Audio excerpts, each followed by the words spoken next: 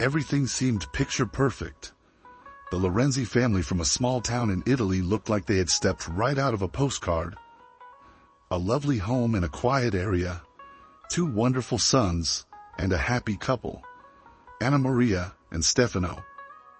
But on the morning of January 30th, 2002, their peaceful life turned into a nightmare. With trembling hands, Anna Maria dialed emergency services, screaming that her youngest son Samuel was dying. A helicopter arrived in mere minutes, but what the medical team found inside the house sent shivers down their spines. Samuel lay unconscious, the bedroom floor covered in blood. Anna Maria, visibly shaken, kept repeating that her son's head had exploded. Who could have done something so horrifying? Who is Anna Maria Francione? Anna Maria Lorenzi, born Francione, came into the world on August 19, 1971, in the stunning Italian city of Bologna. She was the youngest of 6 children in a tight-knit, joyful, and relatively well-off family. Her father ran a successful construction company, while her mother devoted herself to raising their large family and making their house a warm and welcoming home. From an early age, Anna Maria was driven to excel in everything she did.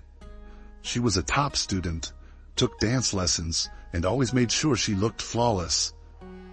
In her family, she was the beloved favorite, cherished and protected not just by her parents, but also by her older siblings. Yet, despite the comfort and privileges of her upbringing, Anna Maria yearned for independence.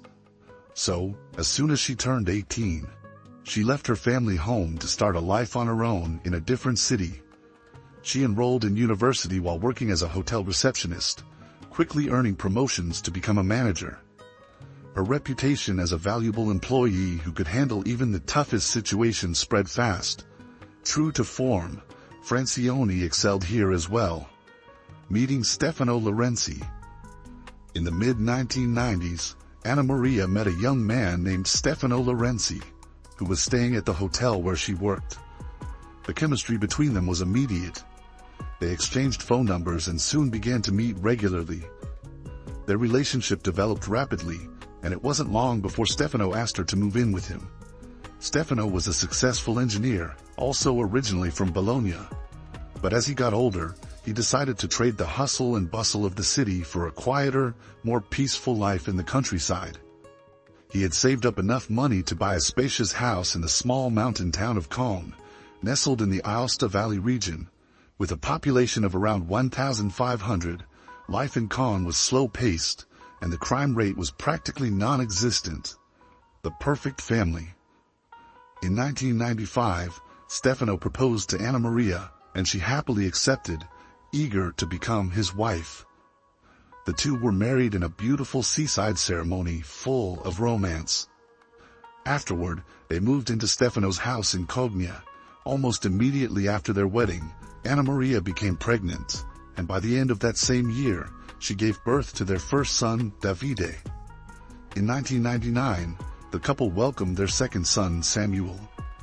After Samuel was born, Anna Maria decided to leave her job and devote herself entirely to managing the household and looking after the family. By all appearances, the Lorenzi family was truly happy and harmonious. Everyone who knew Anna Maria noted how incredible she was as a homemaker, a flawless wife, and a devoted mother. Despite the demands of caring for Davide and Samuel, her home was always immaculately clean, and she presented herself as if she were always ready to attend a high-profile event. Stefano's career thrived, and he received a promotion that allowed him to fully support his family, providing them with a comfortable and worry-free life. In the fall of 2001, Davide started school and immediately stood out as one of the brightest students in his class. Teachers praised his intelligence and curiosity, often using him as an example for his classmates. To the outside world, the Lorenzis seemed to be living a dream life, filled with love, prosperity, and happiness. It looked like nothing could shatter the ideal world they had built. But in January 2002, an unimaginable tragedy occurred, and understanding what had happened would take years of investigation. The disturbing call to emergency services. On January 30th, 2002, at around 9 in the morning, a frantic woman called emergency services. She said her son was seriously ill, vomiting blood, and begged for help to arrive as quickly as possible. Roughly 20 minutes later, the small town's residents heard the whirring of a helicopter flying overhead, searching for a safe spot to land. When the medical team arrived at the scene, they were first met by a woman named Daniela Ferrata. Daniela was a neighbor who had rushed over after hearing Ana Maria's desperate screams and was waiting outside with her for the medics to arrive. Inside the house, on the first floor, the family's doctor, whom Ana Maria had also called, was already there, giving Samuel emergency care before the city medical team could step in. Upstairs in a second-floor bedroom, the 30-year-old mother clutched Samuel, pleading for someone to save him. The room was covered in dark stains, and Samuel had a gauze bandage on his head, soaked through with blood and tissue. He was unconscious and appeared to show no signs of life. He was rushed to the hospital by helicopter, but despite the emergency team's best efforts, they could not resuscitate him. Less than half an hour later, his parents were told that Samuel had passed away. It quickly became clear that Ana Maria had initially provided inaccurate information. Samuel had not been vomiting blood. Instead, under the bandage on his head, he had multiple deep wounds, inflicted with extreme force using a sharp object. He had been struck several times until his skull fractured in multiple places, causing devastating brain damage that left him with almost no chance of survival. But what horrifying incident had unfolded in this seemingly perfect family home? And who could have wished such harm upon him? Strange reactions and confusing testimonies. From the start, the situation surrounding Samuel's case seemed bizarre and suspicious. His mother, Ana Maria, couldn't give a clear explanation of what had happened, and even the witnesses who were first on the scene couldn't make sense of it. The head of the family, Stefano, rushed home from work but arrived only after Samuel had already been airlifted to the hospital, and he didn't get the chance to say goodbye. When, half an hour later, the Lorenzis received the call informing them that their younger son had passed away. Stefano collapsed to the ground, covered his face with his hands, and broke down in tears. Ana Maria, however, remained calm, hugged her husband, and reportedly said that she wanted to have another son to replace Samuel. Both she and Stefano later vehemently denied that she had ever made such a statement. Ana Maria seemed to be in a state of shock. She mumbled incoherently and couldn't piece together the sequence of events. Her testimony was inconsistent, and at times she contradicted herself, while the statements from witnesses only created more confusion. However, when it became clear that foul play was involved, every detail had to be thoroughly examined to understand how and why this had happened. Ana Maria's version of events. According to Ana Maria, she woke up around 7 a.m., made breakfast for her husband, and saw him off to work at around 7:45. She then woke up Davida, fed him, and packed his lunch for school. It was at that moment she heard Samuel crying and rushed to his side. Samuel was complaining of a headache, so Ana Maria moved him to her bedroom so he could rest while she walked David to the bus stop. The bus was about 5 minutes late that morning, so she waited with David until he got on. When she returned home, she found Samuel in a horrifying state. Blood was everywhere, and she couldn't understand what had happened. Thinking he had been vomiting blood, she immediately called the family doctor who lived nearby and could get there quickly. Upon discovering the wound on Samuel's head, Ana Maria screamed, and her neighbor Daniela Ferrata rushed over after hearing her cries. Daniela found Ana Maria covered in blood and tried to understand what had happened. The panicked mother screamed that Samuel's head had exploded and begged for help. Daniela, feeling overwhelmed, went into the house and walked toward the bedroom, but she ran outside almost immediately, trying to suppress her nausea. What she had seen looked like something out of a horror film and defied explanation. Anna Maria kept repeating that Samuel had complained of a headache before she found him in that dreadful state.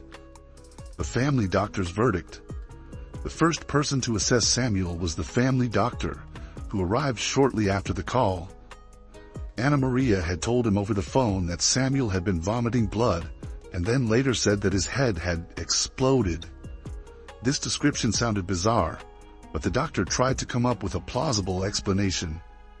He speculated that perhaps Samuel's skull bones had fused improperly, leading to a cerebral aneurysm that burst, causing extensive brain damage and intense pressure, resulting in the fractures.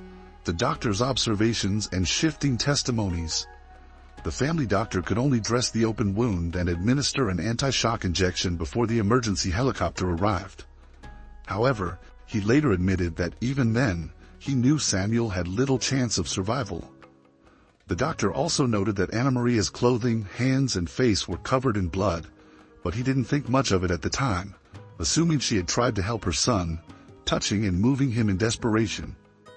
But when he learned that the medical examiner had counted 18 separate wounds on Samuel's head, inflicted with a sharp object, likely a knife, and that this was undeniably a case of premeditated violence, the family doctor's story began to change. Suddenly, he recalled something unusual. He had seen small particles of brain matter tangled in Anna Maria's hair and couldn't understand how they had gotten there. Revenge of a spurned lover? Despite the inconsistencies and strange details, authorities were in no hurry to press charges against Anna Maria. She maintained that everything had happened while she was at the bus stop with her older son. According to her, Samuel had seemed perfectly fine when he woke up, just a bit fussy and complaining of a headache. Davide backed up his mother's account, stating that he hadn't seen any blood and that his brother had still been in their parents' bedroom when they left the house. Could an unknown assailant have waited for the house to be empty, except for Samuel sneaked inside and committed this brutal act? Nothing had been stolen, there were no signs of forced entry, and the sheer level of violence suggested a deeply personal motive. Investigators theorized that perhaps Stefano had a secret lover who wanted revenge, or who sought to force him to leave his family by taking drastic action.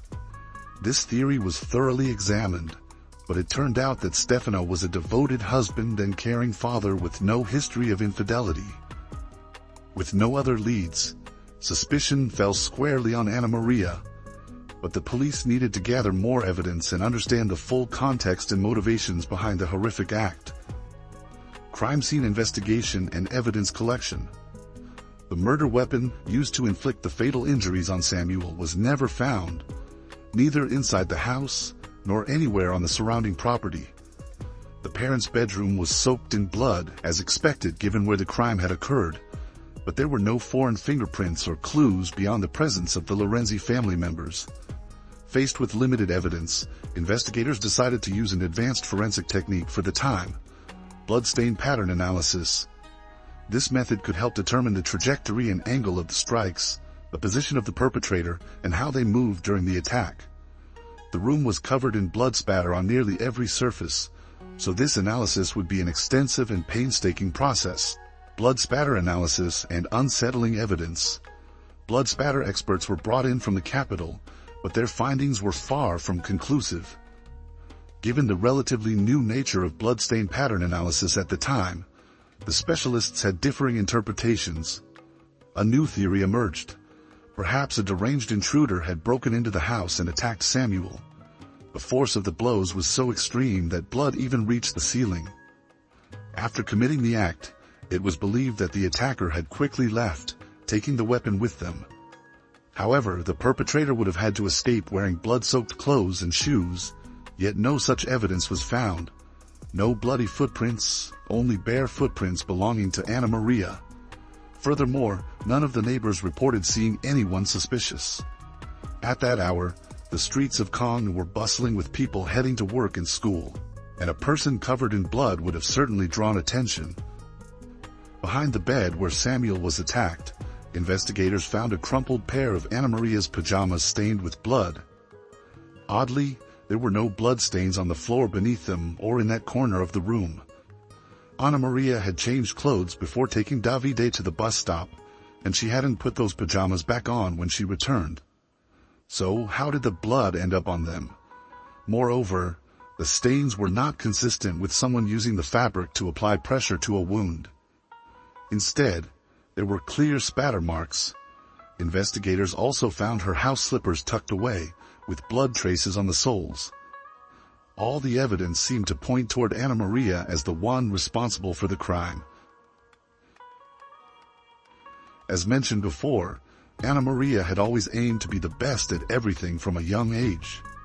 In the bustling city environment, she excelled, top of her class in school, an exemplary university student, and a highly valued employee at the hotel where she worked. But everything changed drastically when she married and moved with Stefano De Cogne.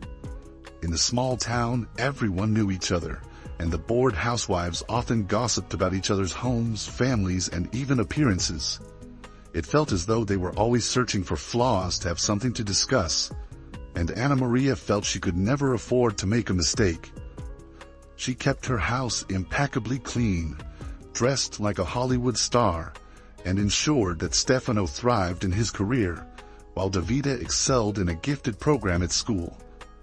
Maintaining this image required constant effort and left her both physically and emotionally drained. The strain of a second child. The real struggle began after the birth of her second son. Ana Maria had a difficult pregnancy, followed by severe postpartum depression. Her health deteriorated. She lost significant weight, suffered from insomnia, and experienced constant anxiety. The family doctor prescribed mild sedatives, antidepressants, and sleeping pills.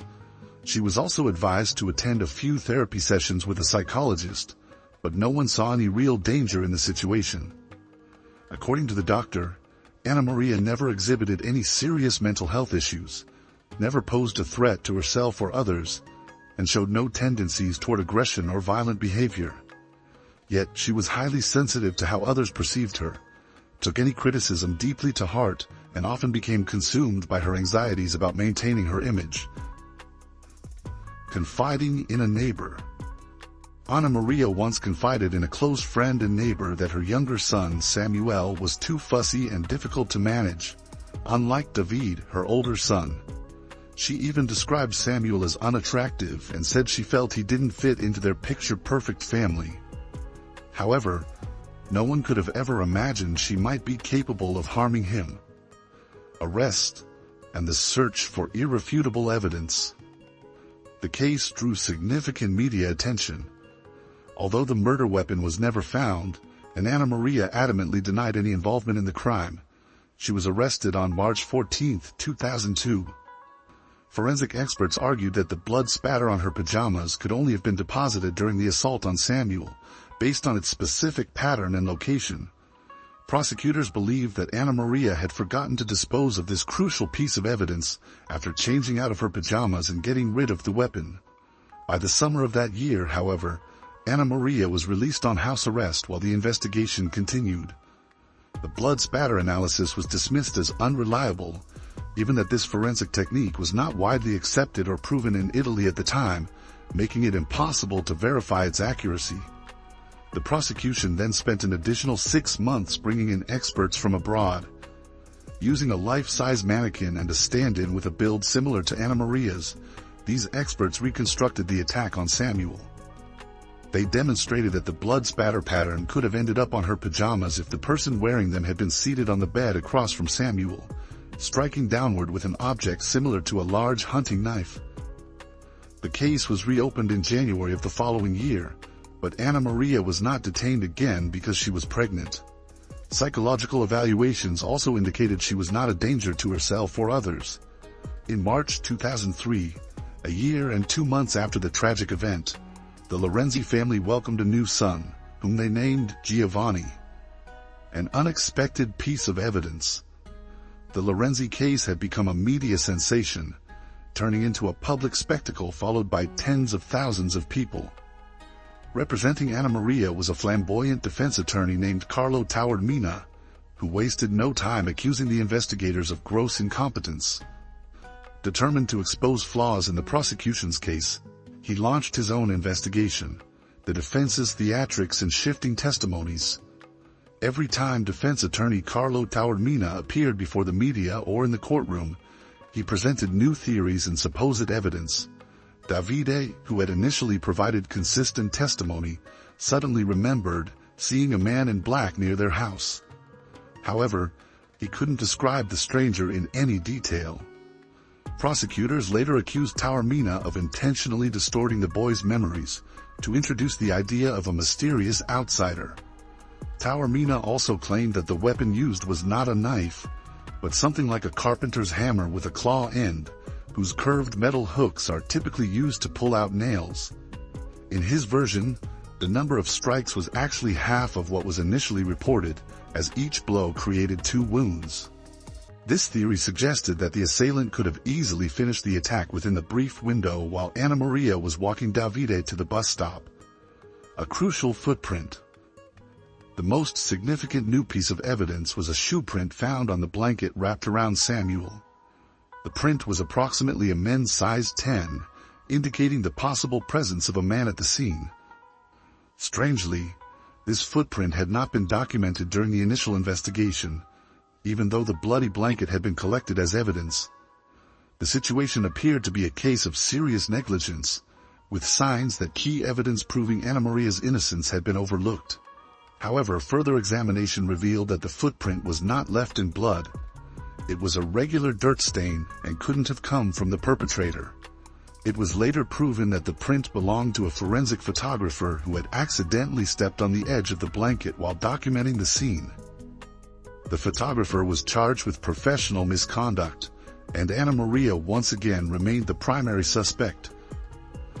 Courtroom battles and new theories. In July 2004, Anna Maria Lorenzi was found guilty of the premeditated crime against her son and sentenced to 30 years in prison. Yet, just a week after the verdict, she made a shocking claim. She accused their neighbor, Ulisse Gasciardo, of being the real criminal. According to her, this man had repeatedly tried to flirt with her, but she had always rejected and ignored his advances. Stefano supported his wife's statement, confirming that Ulisse had indeed shown an inappropriate interest in her. Gasciardo was brought in for questioning, but he was stunned by the accusation and denied everything. Moreover, he had an airtight alibi for the day of the incident. He had been traveling for work, and his account was verified, clearing him of all suspicion. Outraged, Gasciardo filed a countersuit, accusing Anna Maria of defamation. New legal troubles. In October 2004, a new trial began, this time focusing on the defamation case and accusations of tampering with evidence.